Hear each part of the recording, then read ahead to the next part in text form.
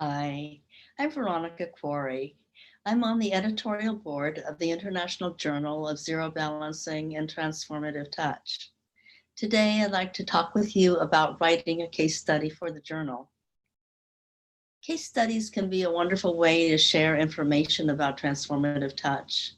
And when we publish case studies, we're also helping document the validity and reliability of these modalities.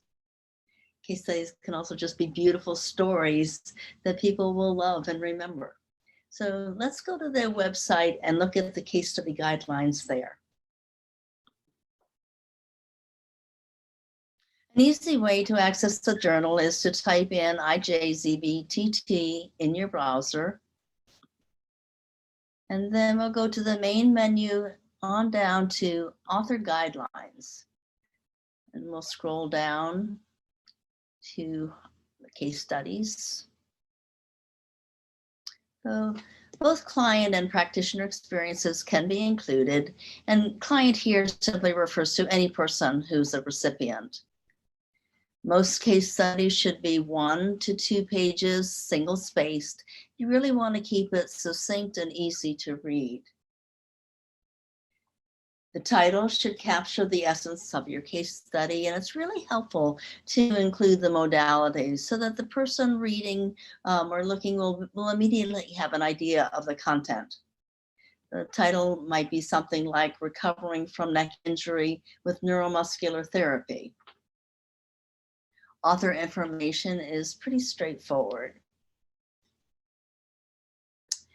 When we're writing a case study for publication, it's essential that we respect client confidentiality. So you want to change the name of the client or recipient and omit any identifying information. You also need to have them sign a release form. Client background or client information can include things like their age, occupation, their primary concerns, why they came to see you, relevant medical history, and other pertinent information.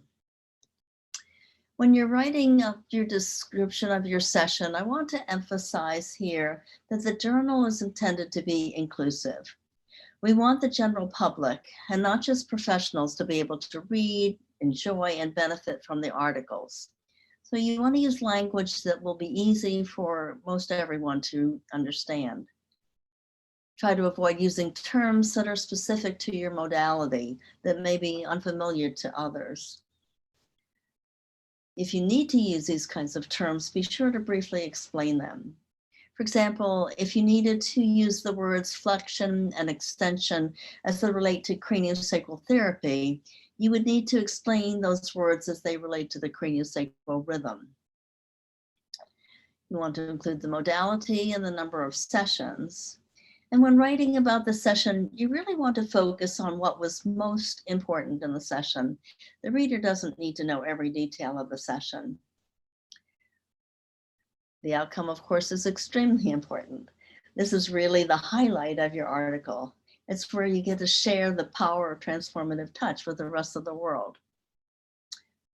Then you can finish with some concluding remarks, perhaps something like how the person's life has been changed.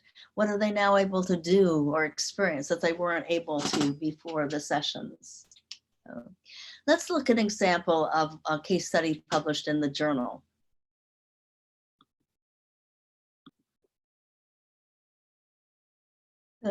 James' Choice is a case study that I had written. It's reprinted from Working Wonders, Changing Lives with Craniosacral Therapy. So if we look at the first paragraph, we see that James was 9 months old at the time of the session. He was a preemie that weighed 1.5 pounds at birth and spent the first 10 weeks in the NICU. Basically healthy. The major concern was that he's not using his arms or hands at all, and his hands remained fisted and held rigidly against his chest. The modality was craniosacral therapy, and this session was based on one treatment that lasted for the whole time, about an hour.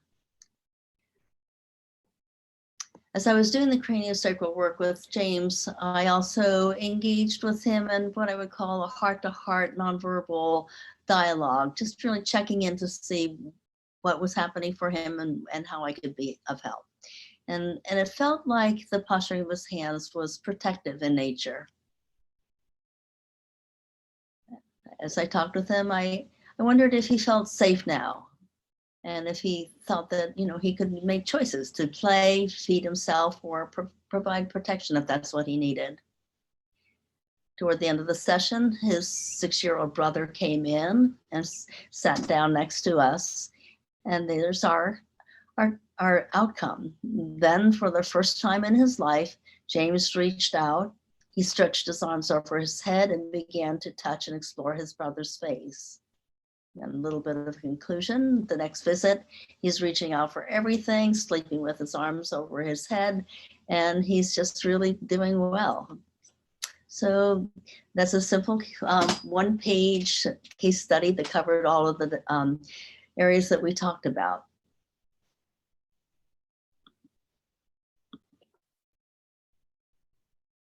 Well, members of the editorial board are certainly happy to help in any way that we can. And so you can use this email address to contact us.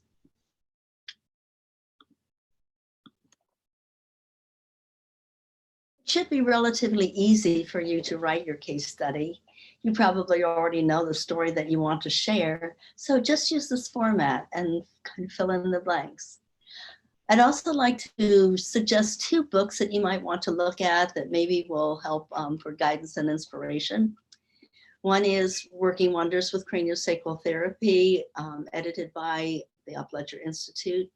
And the other is Experiencing the Power of Zero Balancing, Case Studies of Journeys to Health and Wholeness, edited by Amanda King and me. Both books are case studies written by conscious touch practitioners. So they're available through Upledger.